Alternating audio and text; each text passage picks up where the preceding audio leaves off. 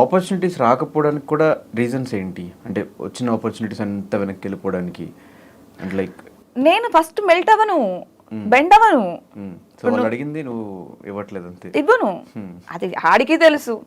First నన్ను audition పిలిచారు అనుకో, పిలిచి చూస్తారు, స్క్రీన్ టెస్ట్ చేస్తారు. బాగున్నారండి, ఈ క్యాటగరీ సూట్ అవుతారన్నారు అనుకో, పేమెంట్ అడుగుతారు. నేను ఎప్పుడు పేమెంట్ గురించి ఎక్స్పెక్ట్ చేయను. అది నా సబ్జెక్ట్ ఈజ్ ఇంపార్టెంట్ అంతే, అది చూసుకుంటాను నేను. ఓకే అండి ఇదండి అంటారు. తర్వాత మీకు ఒక 2 daysలో కాల్ వస్తుంది అంటారు. 2 days తర్వాత కాల్ రాదు ఇంకా ఆడప్పటికి గూగుల్ మొత్తం సెర్చ్ చేస్తాడు నా గురించి, ఇక రాదు కాల్. అర్థమైపోద్ది ఓకే 2 days తర్వాత రాలేదంటే హీ ఎక్స్పెక్టెడ్ సంథింగ్, వాడికి తెలుసు మనం ఇవ్వము. సో ఖచ్చితంగా అటు కాల్ చేయడం. ఇవి కాకుండా ఈ కాస్టింగ్ హౌస్లు కూడా ఉన్నట్టున్నాయి కదా మొత్తం లైఫ్లో. అంటే నేను అందంగా లేనా? ఉన్నా కదా. ఓకే, అప్పుడు అడుగుతారు కదా ఎవరో ఒకళ్ళు, అంతే. ఎన్ని జరుగుంటాయి అట్లాంటి ఎక్స్పీరియన్సెస్? మొత్తం తక్కువే జరిగాయి. పక్కన వాళ్ళ లైఫ్తో కంపేర్ చేస్తే మన నోటికి భయపడి తక్కువే జరిగాయి, అది మాత్రం ఒప్పుకుంటాయా, చాలా తక్కువ. సో చాలా మంది ఇండస్ట్రీకి రావాలంటే కొంచెం భయపడుతుంటారు ఇలాంటివి జరుగుతున్నాయి అని చెప్పేసి. విజయవాడ నుంచి వచ్చి తెలుగమ్మాయిగా ఇండస్ట్రీకి వచ్చేసి ఇవంతా ఫేస్ చేసి కూడా స్టిల్ ఇండస్ట్రీలో ఉంటాను రీజన్ ఏంటి? నా నమ్మకం. పక్కనోడు ఆఫర్ ఇచ్చేది మనం తెచ్చుకోలేమైంది, అదొక్కటే అర్థమవుతుందా నీకు? ఎవడో వస్తాడు, ఏదో చేస్తాడు, ఏదో పిక్కుతాడు, ఇవన్నీ ఎక్స్పెక్ట్ చేయకూడదు నీ లైఫ్లో, గుర్తుపెట్టుకో. ఇప్పుడు నువ్వు యూట్యూబ్ ఛానల్ వెళ్ళావు ఫర్ ఎగ్జాంపుల్, వేరే ఛానల్కి వెళ్ళావు, వాడు ఇవ్వాలా, నువ్వే స్టార్ట్ చేసుకో, నీకు టాలెంట్ ఉంది కదా. సో పక్కనోడు ఆఫర్ ఇవ్వలేదు, నువ్వే సినిమా చేసుకో. నా నా నా మైండ్ సెట్ అది. అంటే నువ్వు ఖచ్చితంగా ఈ సినిమాలోనే చేయాలి, ఖచ్చితంగా నీకు కమిట్మెంట్ ఇస్తేనే ఇస్తాడు కాబట్టి బెండ్ అవ్వాలి, ఇవన్నీ మనకు లేదు. నువ్వు ఇవ్వలేదు, నేను చేసుకోగలుగుతా సినిమా, చేసుకున్నా. నాతో పాటు ఒక 100 మందికి పని ఇచ్చా, ఇంకో సినిమాకి 100 మందికి పని ఇస్తా.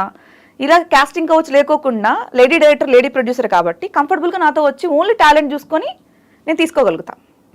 సో అలాగా నేను బిల్డ్ చేయగలుగుతున్నా కాబట్టి నాకు ప్రాబ్లం. ఇప్పుడు నన్ను అడగమని ఎవడన్నా, ఇప్పుడు I'm the director, I'm the producer, నన్ను అడగమని ఎవడన్నా వచ్చి అడుగుతాడా? అడగరే కదా.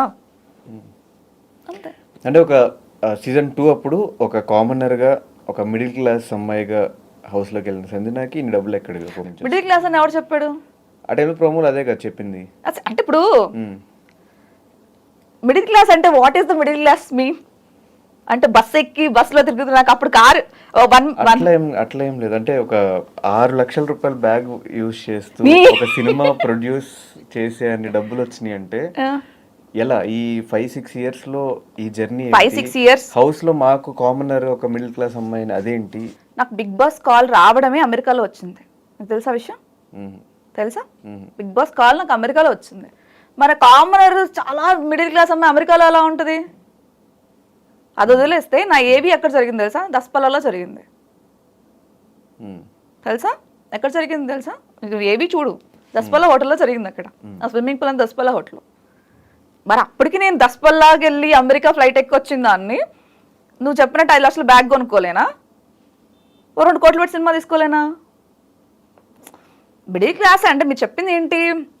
మా నాన్నగారు ఫార్మర్, ఒప్పుకుంటా. ఫార్మర్కి ఎకరాలు పొలాలు ఉండకూడదా? దానికి డబ్బులు రాకూడదా? చెప్తున్నా. అంటే ఒక సినిమా తీసేంత డబ్బులు వస్తాయి. ఇప్పుడు 2వ సినిమా చేస్తున్నప్పుడు కూడా డబ్బులు నాకు మా నాన్న ఇస్తున్నారు. ఓకే, సెకండ్ సినిమా కూడా ప్రొడ్యూసర్ నువ్వే? సెకండ్ ఫిల్మ్కి చేస్తున్నారు, నాకు ఇంకో ప్రొడ్యూసర్ కూడా వచ్చారు. సెకండ్ ఫిల్మ్ కూడా ఉంది. ఇప్పుడు నేను అదే అంటున్నా, బిగ్ బాస్కి వెళ్ళక ముందు నేను కారు కొన్నా. నువ్వు ఎప్పుడన్నా నా గూగుల్లో చూస్తే 3rd బిగ్ బాస్కి వెళ్ళక ముందే మా నాన్న కారు ఇప్పించి నన్ను పంపించారు బిగ్ బాస్ లోపలికి. సో నాకు ఇవన్నీ బిగ్ బాస్ తర్వాత రాలేదు, ఇవన్నీ నాకు బిగ్ బాస్ ముందే ఉన్నాయి. నా ఇల్లు బిగ్ బాస్ ముందే ఉంది. సో వాట్ ఎవర్ ఏదైనా సరే, నేను ఎమ్మెల్యే కింద నుంచింది కూడా బిగ్ బాస్ తర్వాత 1 yearకే 2019లోనే. సో అప్పుడు నేనే ఖర్చు పెట్టుకున్నాను. నేను ఇవన్నీ నాకు ఎవరో ఇవ్వలేదు, ఇవన్నీ నా సొంతంగా ఉన్నది. సో ఏంటంటే ఒకటి, నువ్వు చెప్పింది నువ్వు అడగొచ్చు, అంటే నీకు ఎంత మనీ ఎందుకుంది అని. నేను మా కన్నయ్యలు ఎవరు లేరు. ఇప్పుడు నా చెల్లి కారు ఏంటి? సిరి. ఆడి. సిరిది ఆడి. సిరి ఆడి. మరి సిరి ఇప్పుడు ఇండస్ట్రీకి వచ్చి ఇప్పుడే కదా.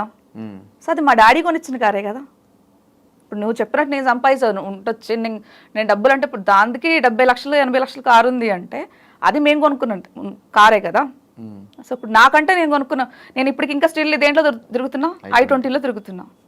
నాది బెలీనో ఒకటి, i20 2 కార్లు ఉన్నాయి. సో నేనేంటంటే ఆ డబ్బులు ఇంట్లో ఇచ్చిన ఏ డబ్బులు ఉన్నాయి నేను సినిమాకి పెట్టుకున్నా. ఇప్పుడు నా కట్నమైనా సరే, నా సేవింగ్స్ అయినా ఏమైనా ఉన్నా నేను సినిమాకి పెట్టుకున్నా.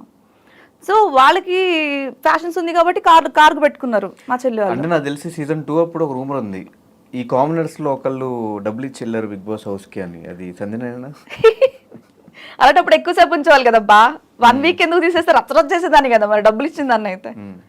లేదు కాదు, ఒకవేళ నేను డబ్బులు ఇచ్చి ఉంటే ఊరుకునేదాన్న. ఫర్ ఎగ్జాంపుల్ నువ్వు అన్న క్వశ్చన్ కరెక్టే. అంతేలే, టిష్యూ పేపర్ యూజ్ చేసి పడేసారంటే ఖచ్చితంగా బయటకు వచ్చే డబ్బులు ఇచ్చా ఇంత ఇచ్చా అని చెప్పేదాన్ని. చెప్పేసేదాన్ని, ఇన్ని మాటలు మాట్లాడిన దాన్ని నువ్వు నాకు డబ్బులు తీసుకున్నారు బిగ్ బాస్ అని చెప్పేదాన్నిగా. అది తప్పు, ఇవ్వలేదు బిగ్ బాస్ వాళ్ళకి ఇవ్వలేదు. ఇది మాత్రం కరెక్ట్. సో అండ్ ఈ పెళ్ళి అయిపోయింది సంజనాకి, డివోర్స్డ్, ఇది ఒక రూమర్ ఉంది. 2000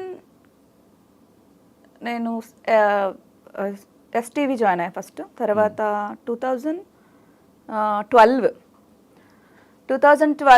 అంటే 2012 కామ్సెట్ TV7 హెల్త్ నా రెజ్యూమ్ అప్పటికి కూడా ఉంది.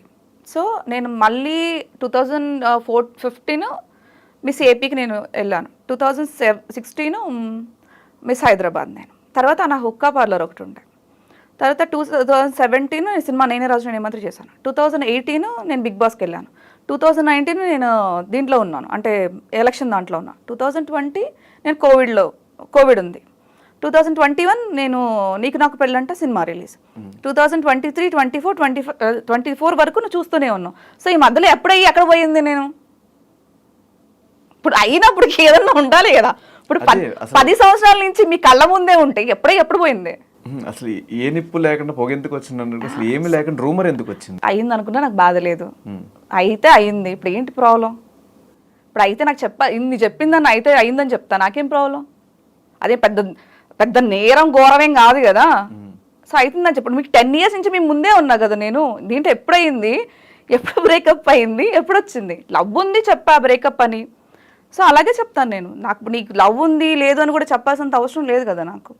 అది రూమర్ అని నువ్వే అంటున్నావు, రూమర్ అంతే. సో మళ్ళీ ఎలక్షన్స్ ఏంటి మధ్యలో? ఈ ఎమ్మెల్యే క్యాండిడేట్ గా ఇండిపెండెంట్ గా నుంచున్నావు కదా, ఎందుకు? అంటే మా డాడీ డ్రీమ్ అది యాక్చువల్లీ. అది ఓకే. అంటే ఫస్ట్ నుంచి లైఫ్ చూసుకుంటే దేని మీద కన్సిస్టెంట్ గా 1 సంవత్సరం ఉన్నాను అని ఏమన్నా ఉందా? ఎందుకు లేదు, ఆశలేమో. యాక్టింగ్ లో నేనే రాజు మంది నుంచి ఇప్పుడు వరకు యాక్టింగ్ లోనే ఉన్నామని నేను. కానీ కన్సిస్టెంట్ గా సినిమాలు లేవు కదా. అది నాకు నచ్చితే చేస్తానబ్బా. ఇదే నచ్చితే చేస్తాను, నచ్చకపోవచ్చు. ఇప్పుడు లిప్ లాక్ సీన్స్ వచ్చాయి నాకు బిగ్ బాస్ నుంచి వచ్చాక.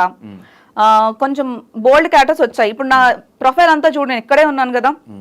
నా ఇన్స్టా ప్రొఫైల్ సంజన అన్నీ అఫీషియల్ అని ఉంటుంది. ఓపెన్ చేసి చూడు, ఒక్క వల్గర్ ఫోటో ఉండదు, ఒక్కటి ఏది ఉండదు. సో నేను యాక్టివ్ కూడా ఉండదు. ఒక పెడితే మంత్లీ 1 or 2 పోస్టులు పెడతా కదా. సో అలాంటప్పుడు నేను నాకు నచ్చితే పెడతాను. అది కూడా నాకు నచ్చితే సినిమాలు చేస్తా. వల్గారిటీ అనేది మా ఇంట్లో ఇష్టం లేదు. ఫస్ట్ ఆఫ్ ఆల్ చెప్పారు ఆయన. మా నాన్న ఏం చెప్పారంటే, నువ్వు వల్గారిటీ ఫొటోస్ కానీ ఎక్స్పోజింగ్ ఫొటోస్ కానీ అలాంటివి పెట్టొద్దు అని చెప్పారు.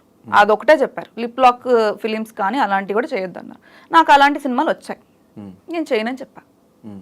కావాలంటే పని మనిషి క్యారెక్టర్ చేస్తా, చీర కట్టుకుని పని మనిషి క్యారెక్టర్ చేస్తా, కానీ బట్టలు ఇప్పేసి ఎక్స్పోజ్ అయితే చేయను, లిప్ లాక్లు చేయను అన్న.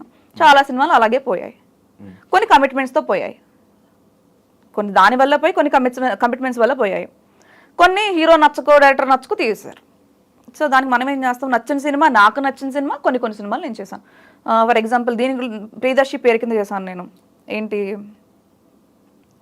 ఫస్ట్ ర్యాంక్ రాజు ప్రియదర్శి పేరు కింద చేశాను నేను, సెకండ్ హీరోయిన్ కింద చేశాను నేను. సో అలా చేస్తూనే ఉన్నాను. బట్ కాకపోతే అంత చెప్పాను, సోషల్ మీడియాలో యాక్టివ్గా లేకపోవడం వల్ల అంత బ్రేక్ రాలేదు. That is